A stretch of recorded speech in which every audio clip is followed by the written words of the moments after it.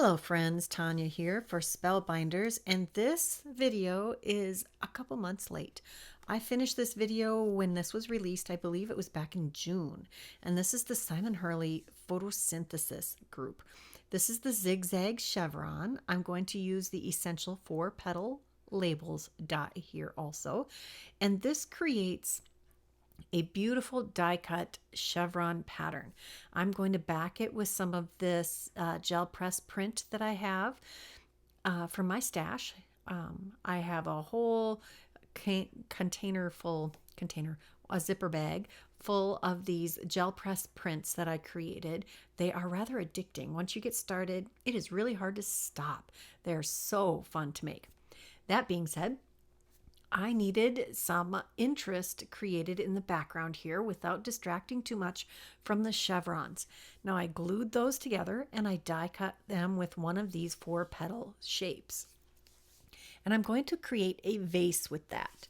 Next, I'm going to take this Glimmer sentiment set. It's called the Must Have Sentiments, and it's glimmers several sentiments all at once, and then it has a die that cuts all of those sentiments as well. I am foiling these in silver, gold, and polished brass, and I will keep the extras in a bag to use later. It will be so nice to be able to pull these out and not have to foil them, not have to take the time to do that, but have these beautiful foiled sentiments.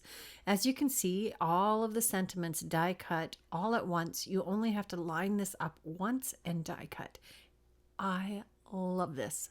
This has been a trend lately from the crafting companies, and I hope that it continues.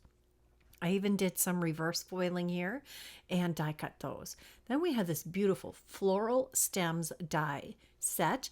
This die cuts several kinds of gorgeous flowers. Here I have a whole pile of different cardstocks that I have spritzed with mica stains, and I took a bunch of those and die cut them with these floral stems dies. This paper is green paper that was spritzed with mica, no, not mica spray, Distress Oxide and Distress Stain spray in the Twisted Citron color, and it turned out just gorgeous. I'm going to assemble these different flowers for you here. We've got this, what do we call those? Black-eyed Susans? Some daisies, basically, is what I colored or decided to create them as. And I am going to layer the 2 layers of petals and do the center. Next, we have this lily that has, oh no, I decided to do, I think it's like a chrysanthemum. It's a many-petaled flower. It could be a chrysanthemum, it could be a peony, an anemone, it could be lots of different, very frilly, beautiful, multi-petaled flowers. This is the lily, and it has 3 pieces. Each of these has 2 or 3 pieces to complete the layered flower look.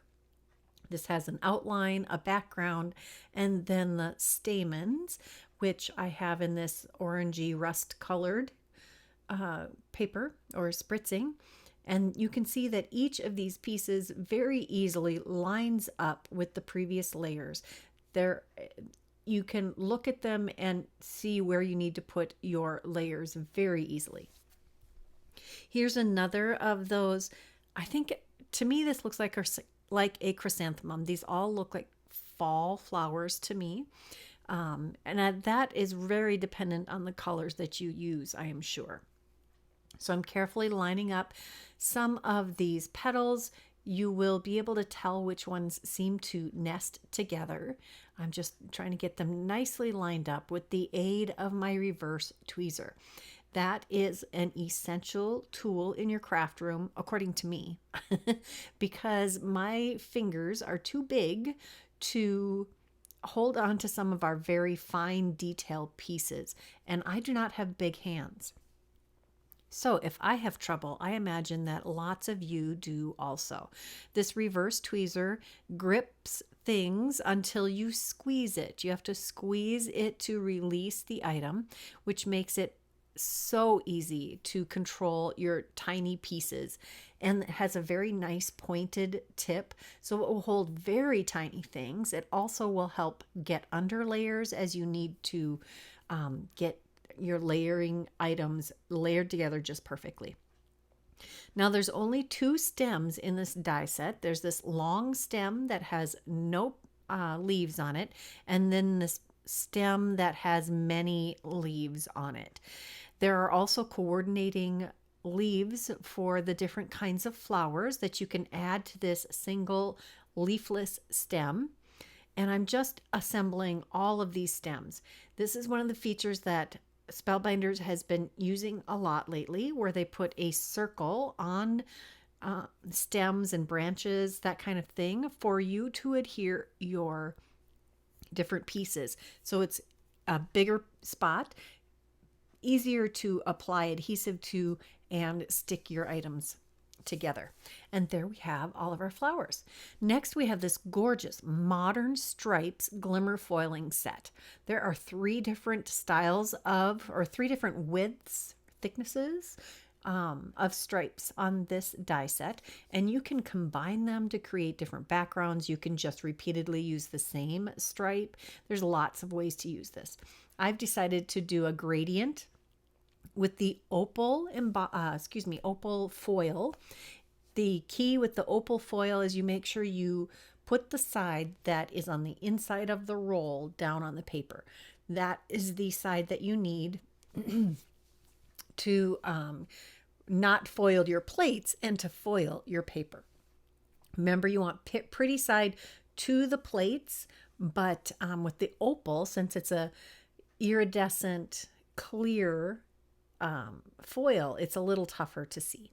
Now, I did foil this repeatedly and got this entire panel done with the different plates, and it starts with the thickest in the middle and gradiates down to the finest on the top and bottom. This is a 5x7 card. I have put a layer of scrap cardstock on the back of this foiled panel that is trimmed down to 4.5 by 6.5 inches and centered on our 5x7 card base. Next, I'm going to take this Chevron vase that I created. There is a die set with several different vases that go with these flowers. I did not get it, and I wanted this giant focal piece vase for this card. So this actually worked out quite well.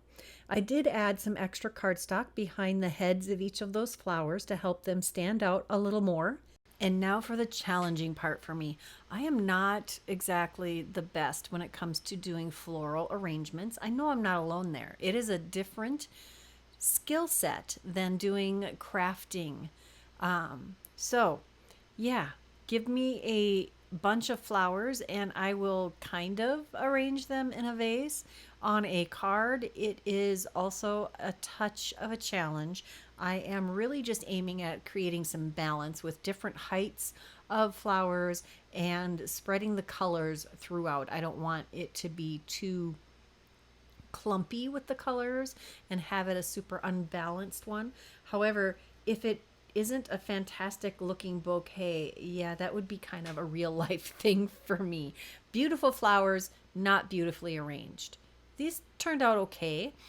This vase is a bit big for that floral arrangement, but I like it. It's kind of like a signature piece.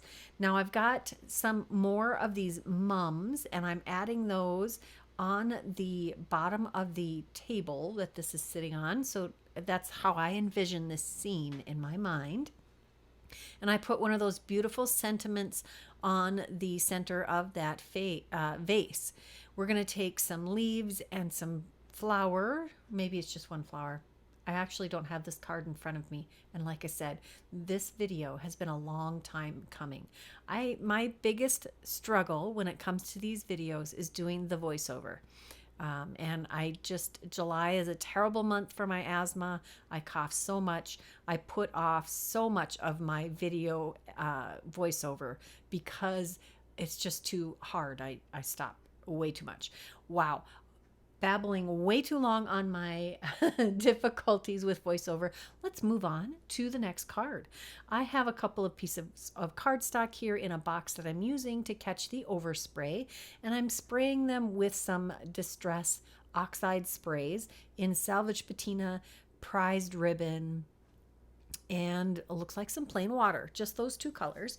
I do like how they combine, and I'm showing you how they look on different kinds of paper. I've got a plain paper and I've got some, I believe that's a mixed media paper, and it really makes a difference. Next, I pulled out the Distress Mica Stain in Winter Frost. This is one of the Christmas collection from 2022, and the 2023 Halloween Distress Stains just released.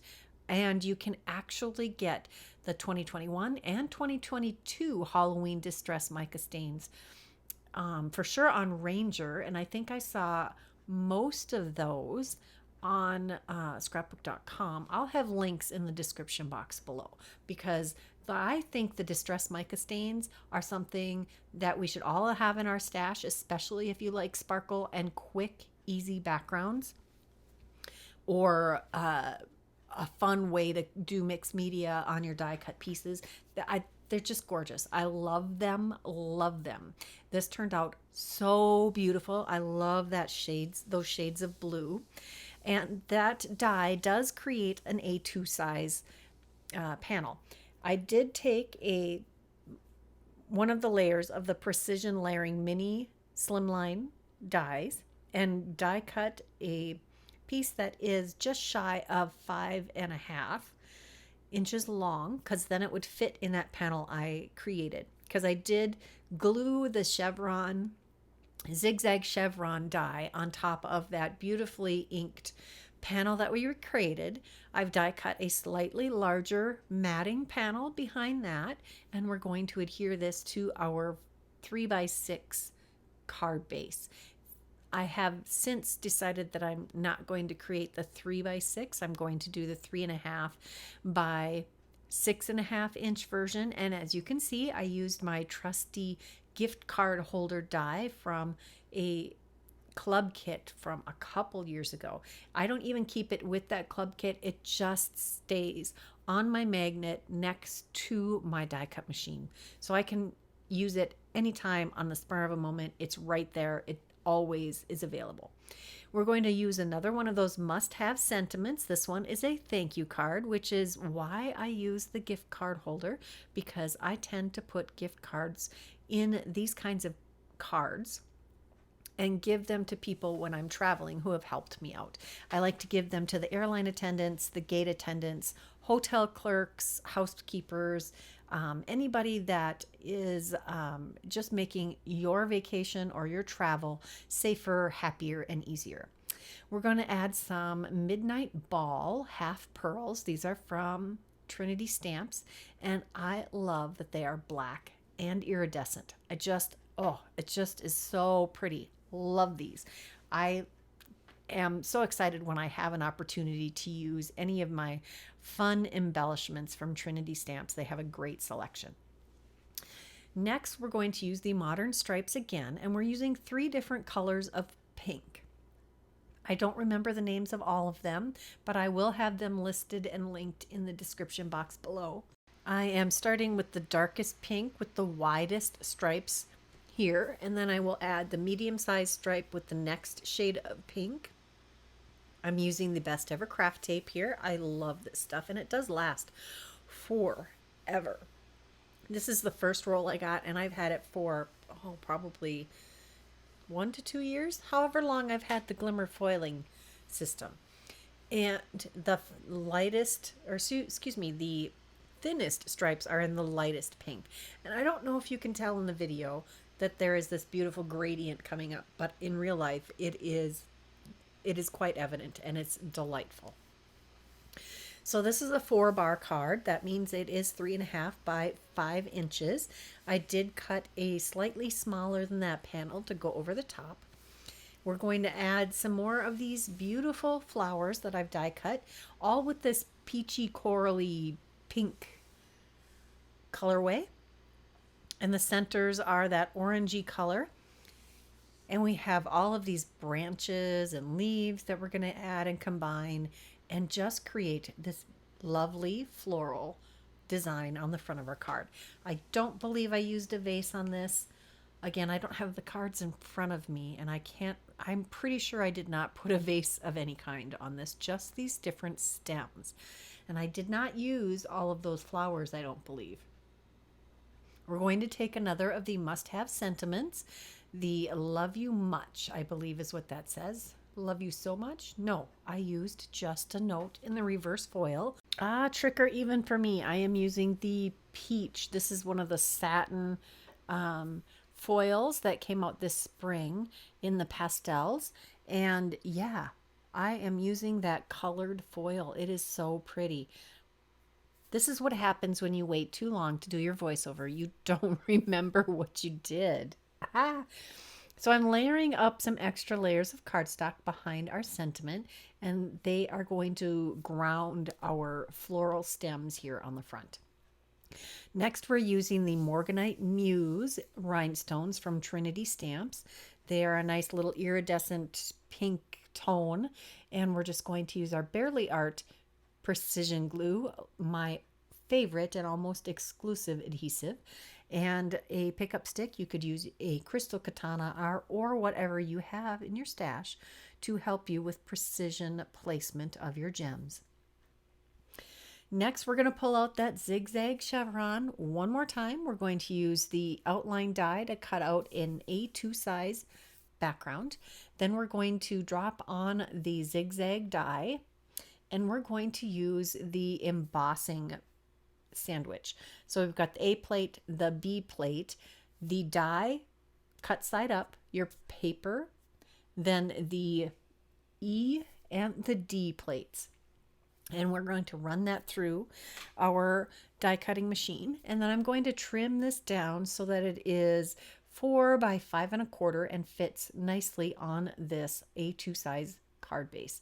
I'm just trying to make sure that our chevrons are nicely centered and that our edges are even. I kept having a little bit on a corner that I thought I was cutting wrong. It's just that the embossing makes it pop up just a little bit. So we'll add that to our card front, just deciding which corners I like best. I like to put my neatest, tidiest parts on the top of the card because I think our eyes are drawn to the top and we don't notice the bottom quite as much. So that's another tip for you. If you have an area on your card that didn't turn out exactly the way you would like and it is reversible, I would do that. Next, we're taking one of these infinity dies. And I'm taking the very center piece, Infinity Punch and Pierce. I think that's what it's called.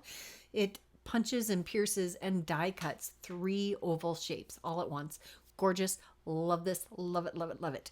And then we have a bunch of those flower heads in that same peachy pink coral colorway.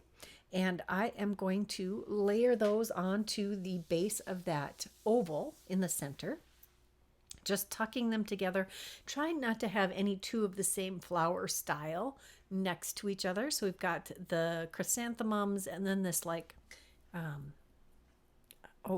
fluffier looking chrysanthemum one. And the 2 different kinds of less full. And then the lily. We're going to add the Love You So Much in the center here. And then we're going to use some androdite sparkle rhinestones, which are a green that matches that cardstock pretty well. We'll just add a scattering of these across the front of the card. I like to go from corner to corner in groups of 3 or an odd number, depending on the design, which looks better. So that's all 4 of the cards that I created for this project collection. I hope you enjoyed it. I really enjoyed making these. I had a great time creating all of these fun cards. And if you did enjoy it, please give this video a thumbs up. If you would like any of the products that I used today, check that description box below. Make sure you're subscribed and leave me a comment. I'd love to hear what you have to say. Until next time, bye-bye.